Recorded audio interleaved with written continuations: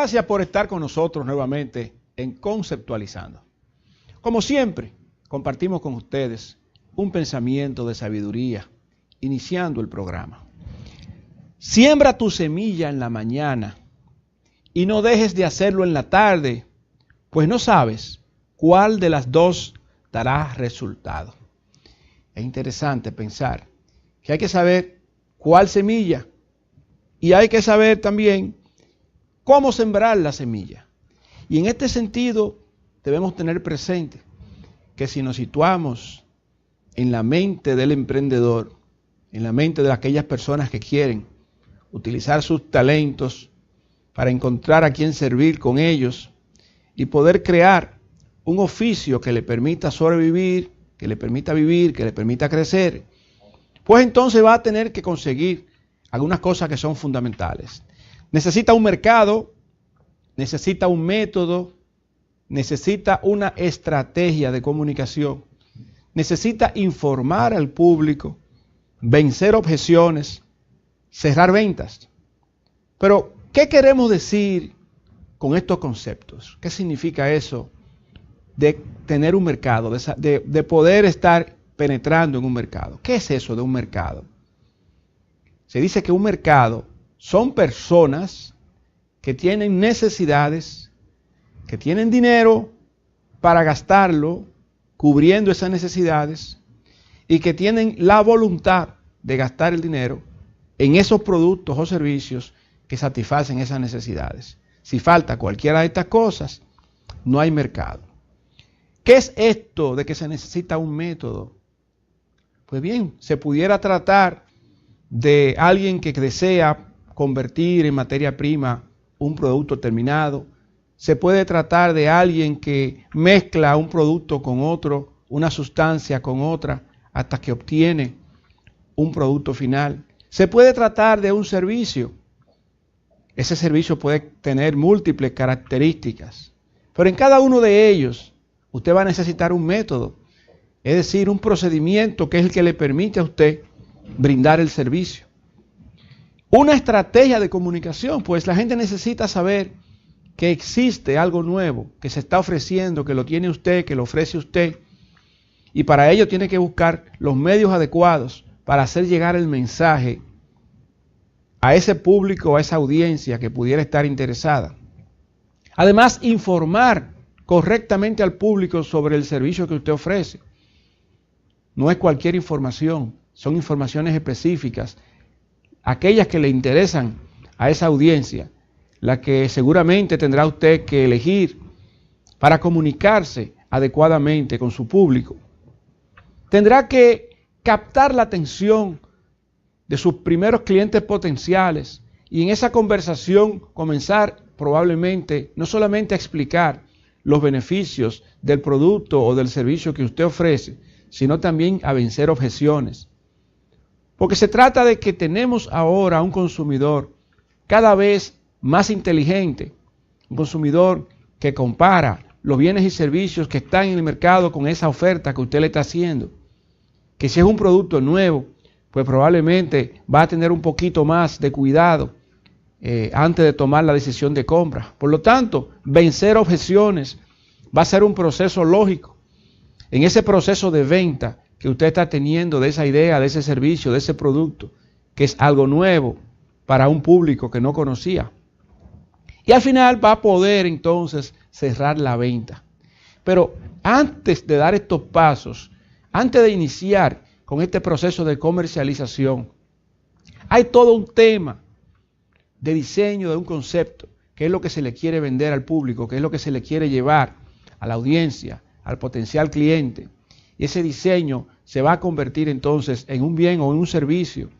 Y antes de convertirse en eso, probablemente usted va a tener que identificar cuáles son aquellas necesidades que tiene ese blanco de público al que usted se va a dirigir y qué tipo de servicios pudieran suplir dichas necesidades para usted crear entonces ese concepto, tener un prototipo, hacer quizás una prueba y entonces preguntarle a ese cliente si se trata, por ejemplo, de un comestible, de algo que usted acaba de inventarse, pero que es un comestible. hacer una prueba, un test, degustar, permitir que la gente pruebe ese producto, recibir una retroalimentación sobre el sabor, sobre las características, sobre los gustos y preferencias, y luego venir hacia atrás de nuevo al laboratorio, como se dice. Si es un comestible, pues a la cocina, a ver la receta, qué hicimos inicialmente, y hacer aquellas variaciones que pudieran ser importantes y volver de nuevo a hacer esa prueba, esa degustación, hasta que tenemos la seguridad de que esa fórmula, de que esa mezcla que hemos tenido, esa receta que hemos logrado, pues está siendo consistente y está llevando al paladar del público, del cliente consumidor, el producto que desea, el producto que ellos entienden satisface su necesidad. Entonces, ya teniendo esa propuesta definitiva, ya aprobada, ya mejorada, luego de la retroalimentación que el mismo mercado te va dando, entonces pues ya tú vas a estar listo para poder producir a mayor escala ese producto, empacarlo, e ir entonces a los diferentes canales de distribución, a los diferentes puntos de ventas, a llevar ese producto con una política que va a tener usted que tener para poder vender a crédito o de contado, dependiendo de cuál sea la naturaleza y la posibilidad que tenga. De manera que ese producto comience a conocerse en el mercado. Fíjese que todo este proceso es un proceso conceptual que se da cuando queremos introducir al mercado un producto, que muchas empresas lo hacen, pero que también usted, si decide ser un emprendedor, puede hacerlo.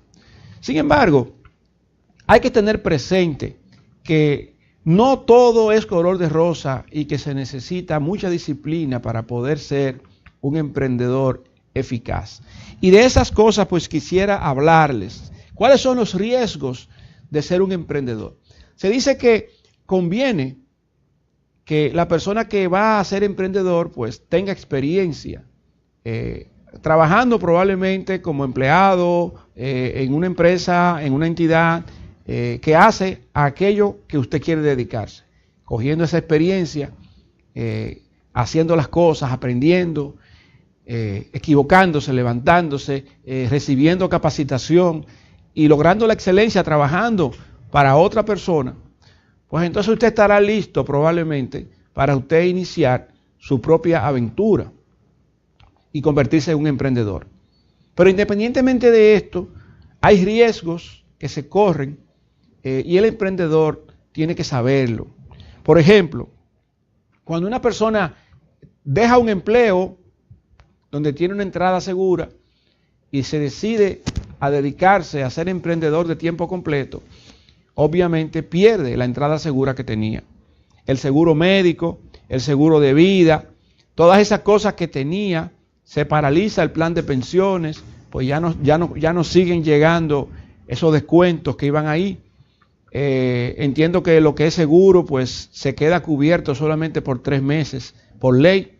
O sea que la persona no queda desprovista de seguro en los primeros 3 meses, pero los inicios, cuando se decide una persona convertirse en emprendedor de tiempo completo, tiene sus pérdidas en ese sentido.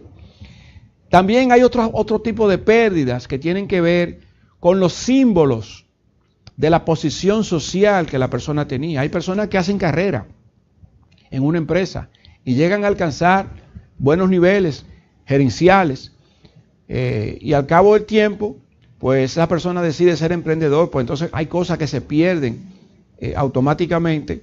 La persona decide convertirse en emprendedor de tiempo completo. No solamente el salario, sino también la posición social que tenía la persona como gerente o como encargado departamental, pues manejaba una serie de informaciones y recursos y tenía contacto con clientes, con proveedores, y que ya estos clientes y proveedores no lo ven de la misma manera como lo veían. Cuando esta persona sale al mercado ahora a intentar ofrecer los servicios, la confianza que se tenía con el servicio anterior no es la misma. Por lo tanto, es un proceso prácticamente de conquistar la confianza del cliente, de penetrar poco a poco en el mercado, ese tipo de cosas. Alguna gente tiene la suerte que se lleva a algunos clientes, pero Eso no siempre se da de esa forma. Muchas veces la gente sale e intenta su propia aventura económica, convirtiéndose en un emprendedor, y comienzan a perderse todos estos temas. Esa persona pudiera tener una oficina lujosa o un parqueo asignado, pues ya no lo tiene. Ya tienen que comenzar a buscar probablemente un local para alquilarlo y entonces comenzar a operar desde allí. Alguna gente se atreve a tener aquel concepto que se conoce como home-based business, es decir, negocios desde su propia casa, y sacan un espacio, buscan la forma de que se pueda colocar mercancía, o si es un servicio profesional, un escritorio con la computadora, con el fax, con todos estos temas que se necesitan en una oficina. Pero si es mercadería, pues tendrá que buscar habilitar probablemente una habitación para tener ahí una cantidad de cajas corrugadas ya con productos que se van a vender, y quizás utilizar de vez en cuando la sala, o pedazos de la sala para poder hacer reuniones, porque quizá va a tener que conseguirse 2 o 3 personas que le ayuden en el tema de la venta. No siempre las cosas suceden así. Muchas veces una persona inicia un negocio y él se convierte, como dicen aquí comúnmente, en el conejo Boo. ¿Por qué? Porque tiene que hacer de todo. Esa persona contacta al cliente, esa persona cierra la venta, esa persona es la que realiza las compras, la que desaduaniza, la que busca a una gente que le ayude quizás para sacar la mercancía de aduana. Pero después de esto, toda la parte comercial, de visitar al cliente, llevar la mercancía, hacer la factura, cobrar, luego hacer el depósito. Cuando se está empezando, muchas veces, el emprendedor tiene que hacer de todo. Y no tiene horario. Y va creciendo, y en la medida en que va creciendo, pues va contratando gente. Porque los negocios se hacen para buscar la rentabilidad. Llega un momento en que esta persona que comenzó solo no puede seguir solo y tiene que comenzar a tener su equipo de trabajo.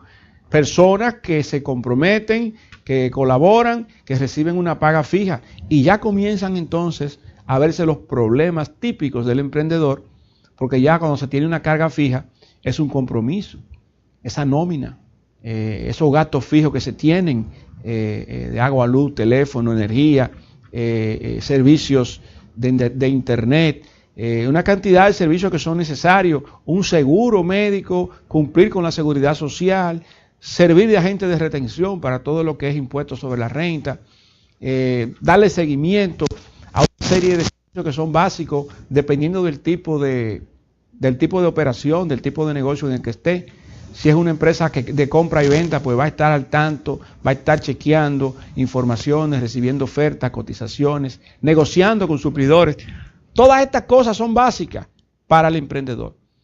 Pero que hasta que no se entra a ese mundo, el emprendedor todavía no lo descubre. Estábamos mirando, antes de dar ese paso, de meterse en el proceso, y conjuntamente con esto probablemente, las cosas que se van perdiendo, y que se tenían fijas. Viajes de negocios. A veces esa persona que era empleado, que era gerente, pues también tenía viajes de negocios. Y ahora, siendo un emprendedor, puede ser que viaje, pero quizás, como esos costos de viaje lo va a tener que cubrir él, pues va a tener que ser un poco más selectivo, y más esporádico, más seguro, más objetivo. Ya no se trata de que me mandaron a un seminario fuera del país y duré 3 días más, porque ya todos estos costos los tiene que ir cubriendo el negocio. Los gastos de representación que normalmente tenía esa persona como encargado departamental o como gerente, también pues no lo tiene ahora. Y aunque ahora sea el dueño del negocio y pueda tener esos gastos, pero un administrador consciente de lo que es el flujo de caja, y sobre todo cuando se está arrancando un negocio, pues se limita. No va a estar pues cogiendo el poco capital que tiene, pues para bebérselo, para comérselo en un restaurante, para estar teniendo muchísimos invitados. Normalmente tiene que comenzar a haber producción, y que con la producción y el flujo de caja que se va teniendo, pues se puedan ir cubriendo los gastos normales y se puedan hacer reinversiones, porque para hacer crecer el negocio hay que reinvertirlo. Usted no puede comerse el capital, como dicen. Otra cosa que se pueden perder es que ya probablemente usted como propietario no va a tener ya esas prestaciones laborales que se le dieron como empleado cuando usted salió de esa otra empresa. Ya usted, siendo el dueño de su negocio, usted no se va a liquidar a usted mismo. Usted va a estar todo el tiempo tratando de hacer negocio y de ir creciendo. La parte del reconocimiento, incluso en el mercado, ya comienza usted a ver negocios cada vez que sale a la calle, donde quiera que está, viendo oportunidades.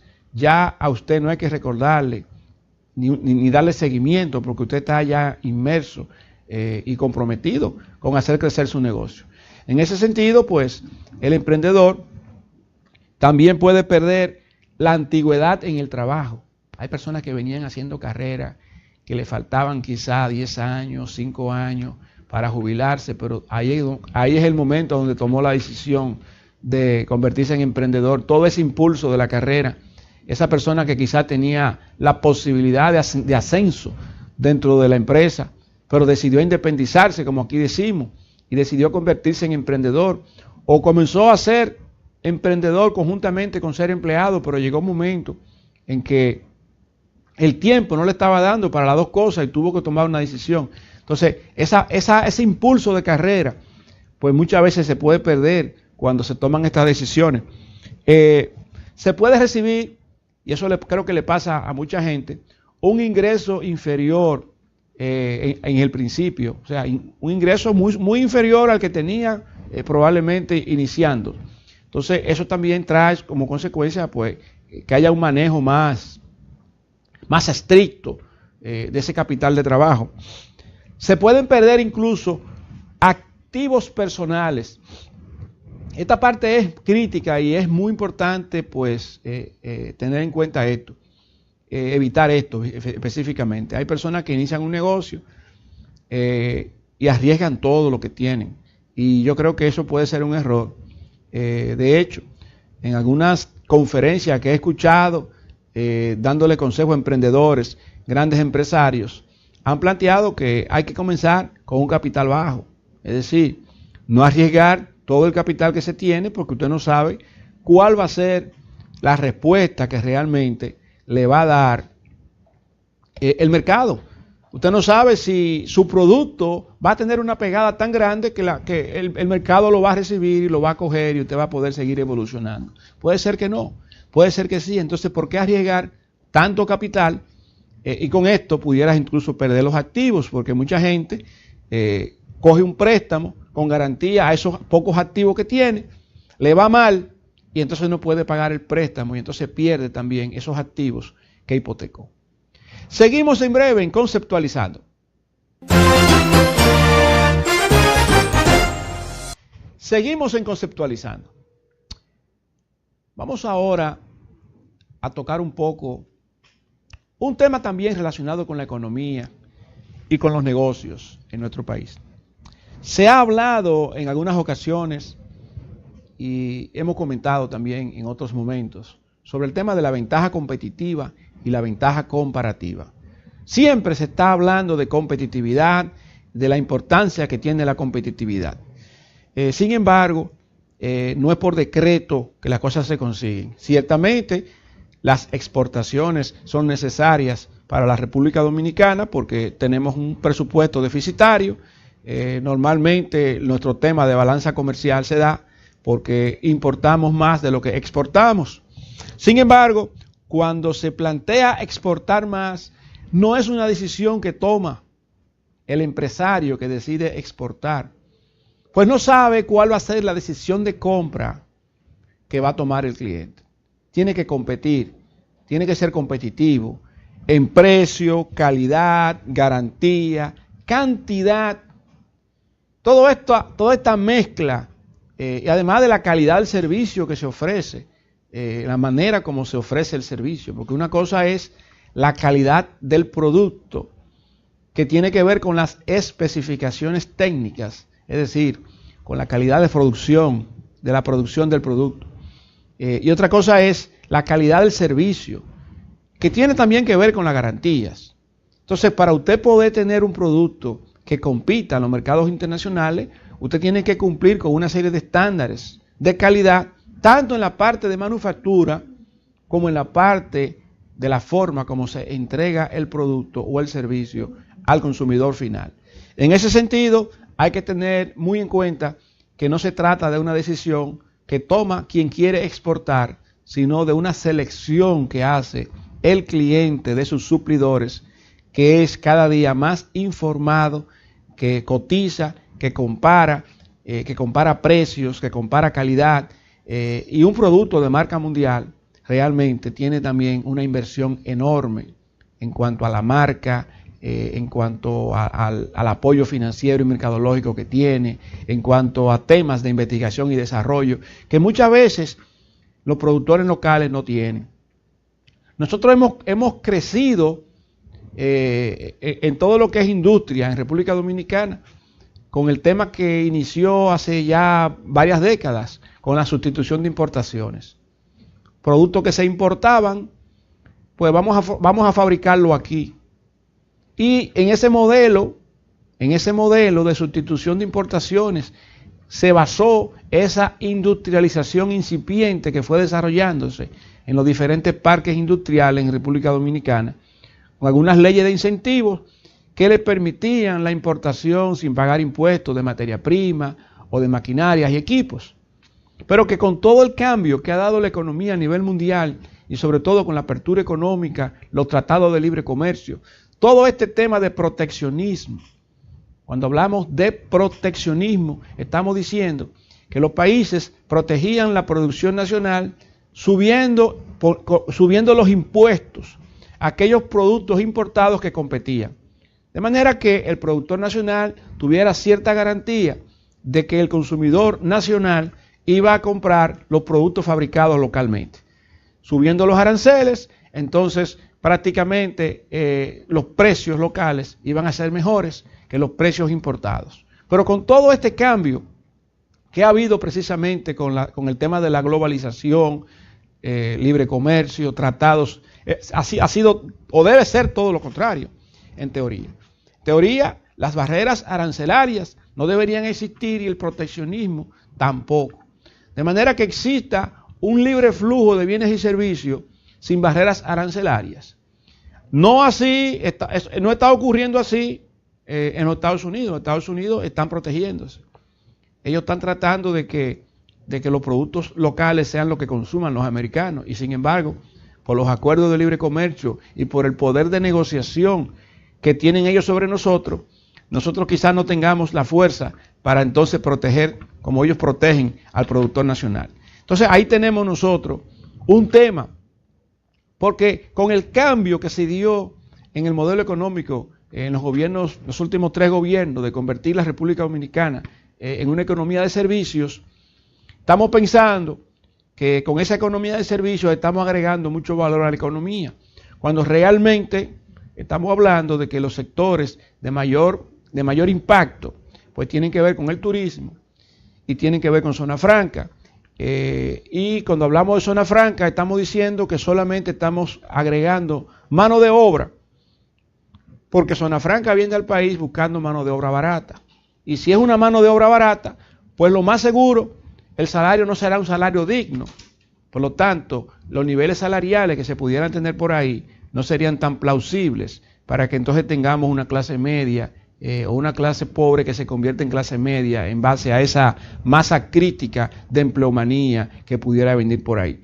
Pero en adición a esto, está también que este tipo de operación, normalmente el cliente está fuera del país. Es un cliente que se tiene fuera del país, se hace un contrato con ese cliente para fabricar una cantidad de unidades de un producto específico.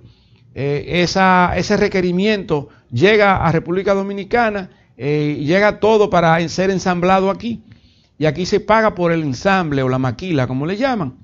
Entonces, mensualmente, por los costos fijos que se conocen aquí en pesos dominicanos, pues se emite un reporte a esa oficina que está ubicada en otro país, donde ellos sencillamente mandan la moneda dura equivalente que sea necesaria para cubrir esos costos fijos en pesos dominicanos.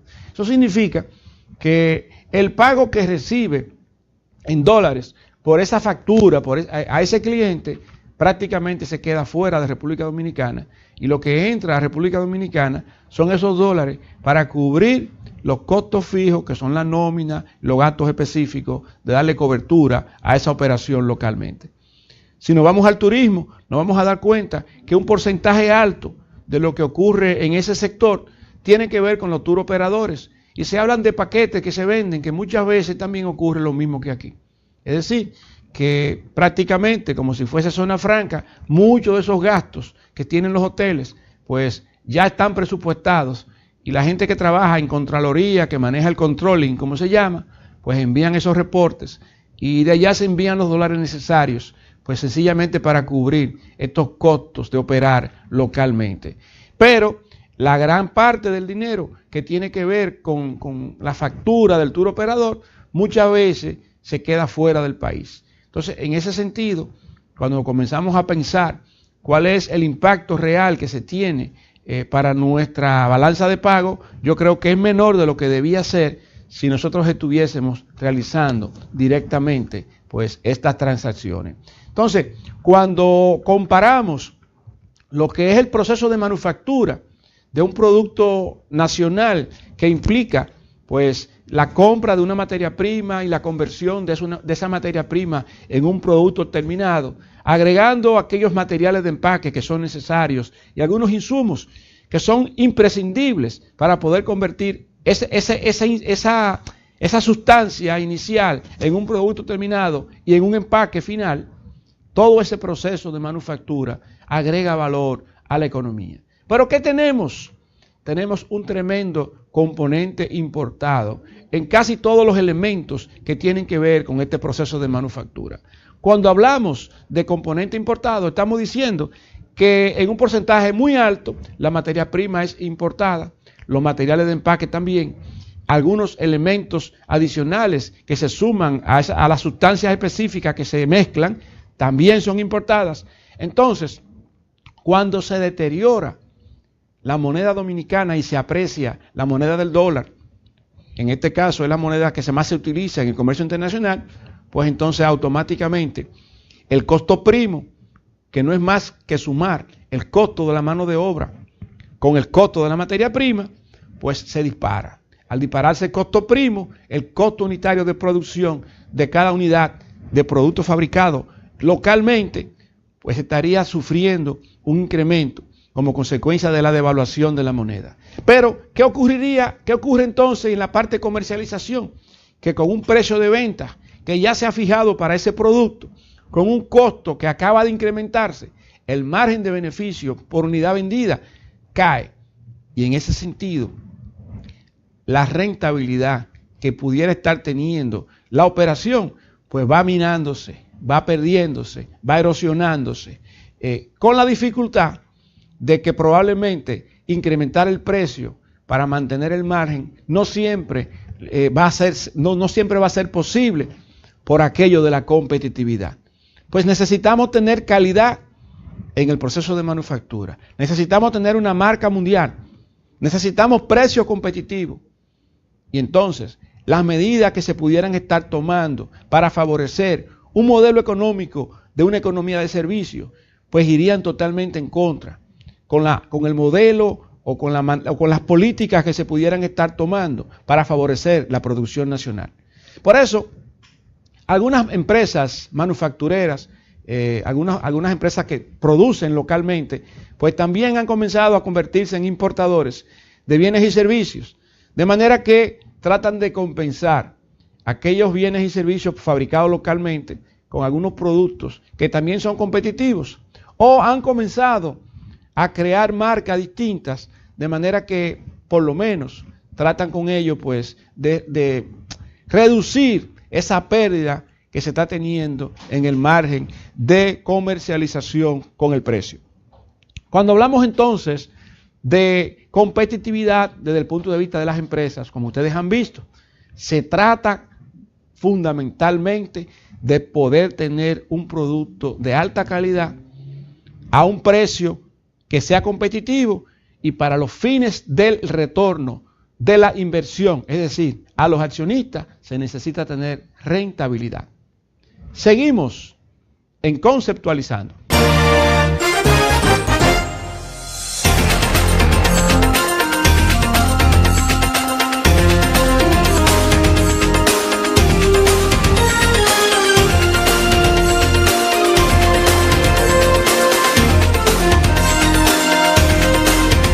Seguimos en Conceptualizando.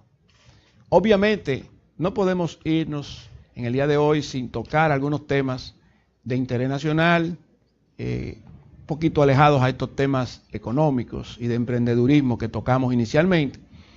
Y bueno, ya sé que mucha gente ha tocado, ya ha analizado estos temas, pero es importante pues resaltar el éxito relativo que ha tenido el Partido Revolucionario Moderno pues con su convención.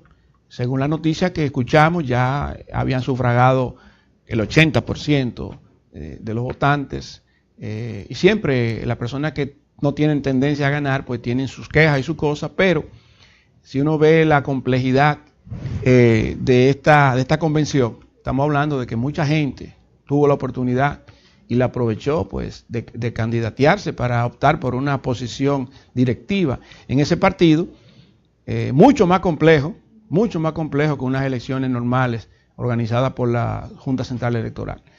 Y durante todo el día de ayer, pues no se escuchó problemas que tuvieran que ver con desórdenes y cosas así, independientemente de que puedan existir personas que no se sientan, que sientan que quizás no estuvo bien el proceso o que tengan quejas, pero la realidad es que el país estuvo ayer en paz.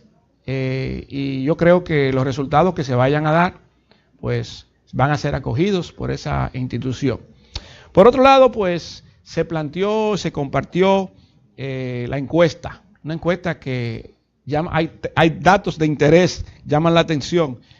Básicamente, los porcentajes que se plantean, estamos hablando de que desde el punto de vista general, pues Luis Abinader estaba aventajando con un 18.8%, Leonel con un 14.8%, Danilo con un 14.8%, Margarita con un 7.2%, Hipólito con un 6.2%, y bueno, si sumamos a los morados con los blancos, allí parecería que los morados están por arriba, aunque sabemos de antemano que no es matemático, 2 más 2 son 4, porque no necesariamente los votos pues se pudieran sumar lo que tuviera que ver con Danilo a Leonel y viceversa, o lo de la misma Margarita a Leonel, o sea, no necesariamente se suma de manera automática en ese sentido. Llama la atención también que a nivel general, pues Ramfis tenía un 5.4% en esa encuesta, siguiéndolo después David Eduardo Estrella.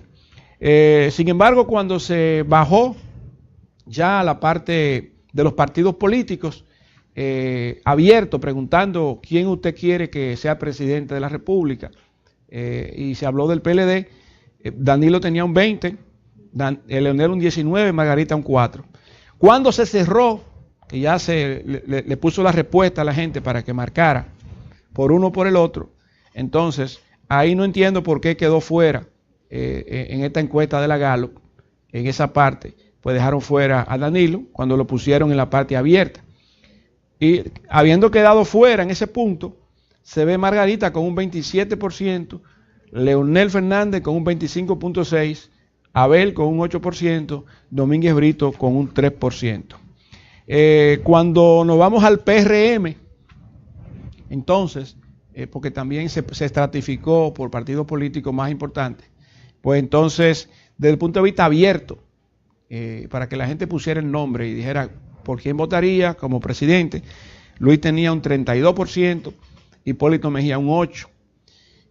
Cuando se cerró la pregunta para que marcaran por uno u otro, Luis con un 48.8%, Hipólito un 17%, David un 15% y Carolina un 3.3%.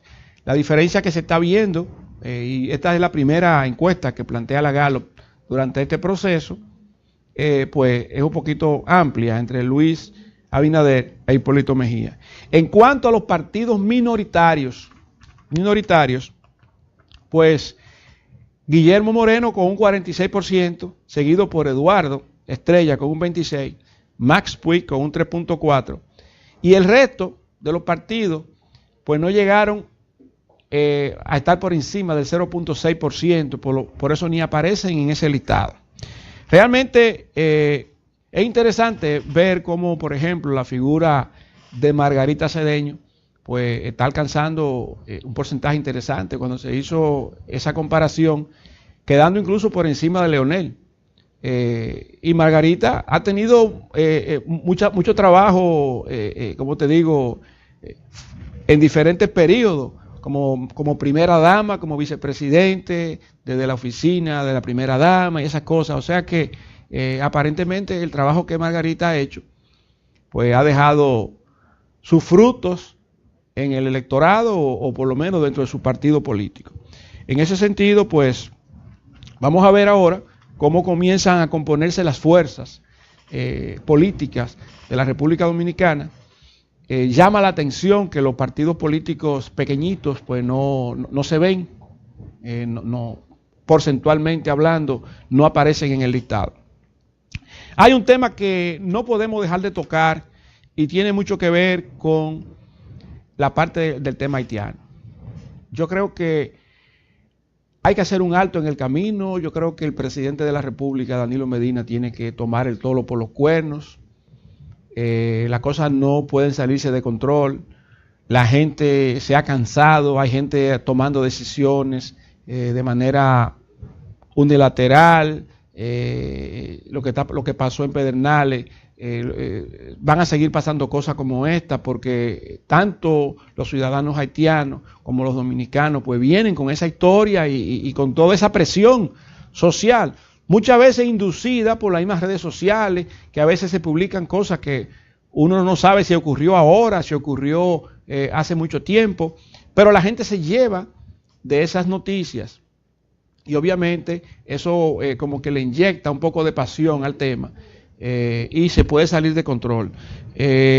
Por otro lado, se supone que nuestras Fuerzas Armadas, la Policía Nacional y los cuerpos del orden deben de darle protección ciudadana a los ciudadanos dominicanos. No se justifica que entonces ante una situación que pueda ocurrir, pues sean los que sean más maltratados o los que sean maltratados sean precisamente los ciudadanos dominicanos.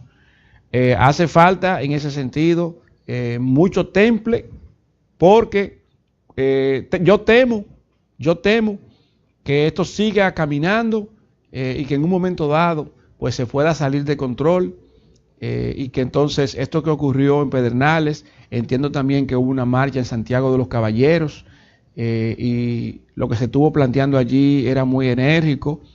Hay personas que por lo que dicen están dispuestos a convertirse en mártires si es necesario. Fotos que han subido a los medios, gente con un machete en la mano, diciendo cosas, amenazando. Esa quema de algunas viviendas que también se subió a las redes sociales. O sea, estamos llegando a un punto donde esto puede realmente traer mucho luto, porque cuando hay enfrentamientos, cuando pudieran ser hasta pandillas, convertirse en pandilla, en un motín, en una situación que pueda llevarnos a nosotros, no sé si a una guerra, ¿verdad? Porque aparentemente hay gente que anda buscando eso.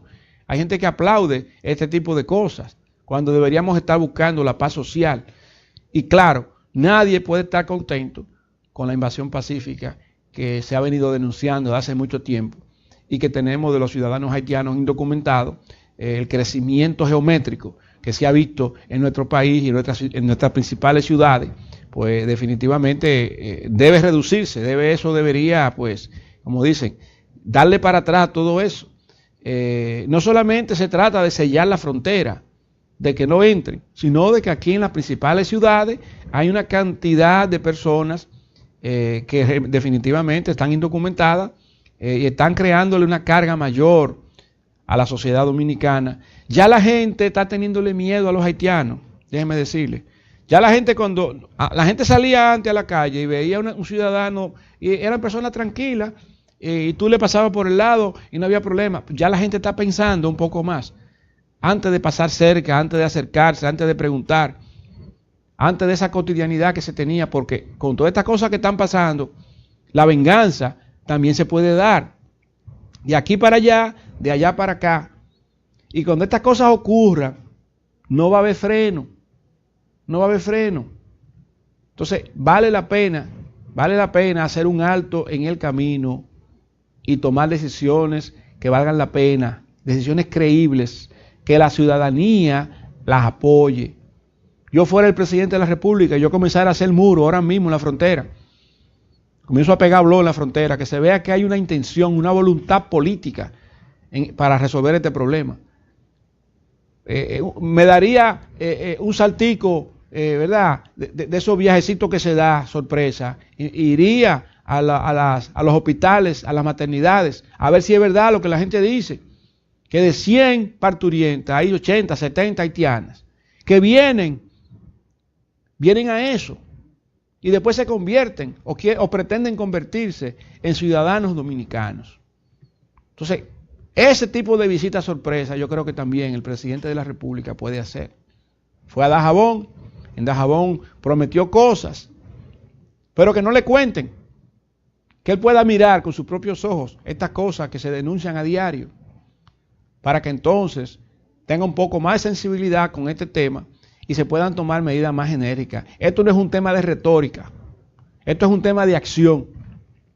Y la acción tiene que ser gubernamental, porque si se le deja la acción a un pueblo que está enardecido, sin control, precisamente en estos meses, que son los meses patrios, donde todavía falta la celebración de la batalla de las carreras, un día como hoy, la batalla de Asua, hace varios días, el 27 de febrero, y como se compartía en las redes sociales en el día de hoy, gente provocándose en el altar de la patria, o quemando una bandera dominicana. Yo creo que todas esas cosas hay que ponerle coto, y son las autoridades dominicanas quienes tienen que tomar la decisión. Eso de sacar, de repatriar 10 personas y que a los 2 días regresen 10.000, eso no tiene sentido. Eso no tiene sentido. Entonces yo creo que hay que tomar el toro por los cuernos y que como comandante en jefe de las Fuerzas Armadas, el presidente de la República sea el que dé el ejemplo en este sentido. Con este tema también, pues llama la atención que ahora tenemos más candidatos aspirantes a la presidencia de la República, también autodenominados nacionalistas. Es decir que se está fragmentando más la oposición y ahora se está fragmentando más dentro de los mismos llamados nacionalistas. Parecería que no es posible ponerse de acuerdo para que un candidato o para que en un partido mayoritario exista un candidato que realmente pues tenga ese sentimiento de protección hacia la soberanía nacional, hacia los valores patrios. Parecería que es muy difícil calar en un partido como el Partido de la Liberación Dominicana o como el Partido Revolucionario Moderno, para que alguien pudiera ser candidato con este tipo de sentimientos que pudieran ser plausibles y demostrables. Entonces los partidos pequeños acuñan el sentimiento, un sentimiento legítimo que tienen los dominicanos, y entonces cuando viene a haber un movimiento que pudiera ser realmente grande, se va empequeñeciendo porque se va fragmentando. Ahí yo creo que existe también la oportunidad para que estas personas se pongan de acuerdo. ¿Cuántos nuevos candidatos tenemos? Todos se llaman nacionalistas, todos dicen que van a sacar a los haitianos de aquí y no se ponen de acuerdo ellos para ir unidos a un proceso electoral como el que viene en el año 2020. Entonces, esto llama la atención.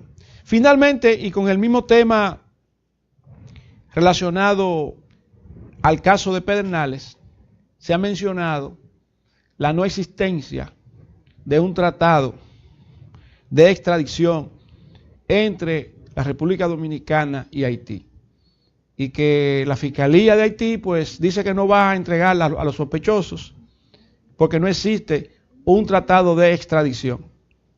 Y uno se puede preguntar, con el tiempo que tiene la República Dominicana sin este tratado, si esto no habrá sido realmente conveniente para los fines de actos criminales que se pudieran cometer tanto en Haití como aquí, y que la no existencia de un tratado de extradición signifique para ellos un salvoconducto. Es decir, nadie me puede poner la mano porque no me pueden extraditar. Entonces, esto también llama la atención porque no es nada nuevo que en la República Dominicana se hable de que realmente muchas veces personas que han cometido crímenes huyen del país, se van por la frontera, mas nunca aparecen. Imagino que ocurrirá lo mismo de allá para acá. Con el excelente control que hemos tenido en la frontera por tantos años, yo supongo que este tipo de situaciones pues se han dado en el tiempo y que la gente ha podido salirse con la suya. Vale la pena entonces que se tome también en agenda esta parte para que no solamente se tenga ese sellado de la frontera que planteaba el ministro de Defensa, sino que también, jurídicamente hablando, la República Dominicana y Haití pues tengan ese tratado de extradición. Aunque con las deficiencias documentales que tienen que tiene ese país vecino, al decir por muchos de los que han venido para acá, no tienen papeles, no sabemos cómo se extraditaría una persona que quizás no tiene cédula o quizás no tiene pasaporte o un acta de nacimiento.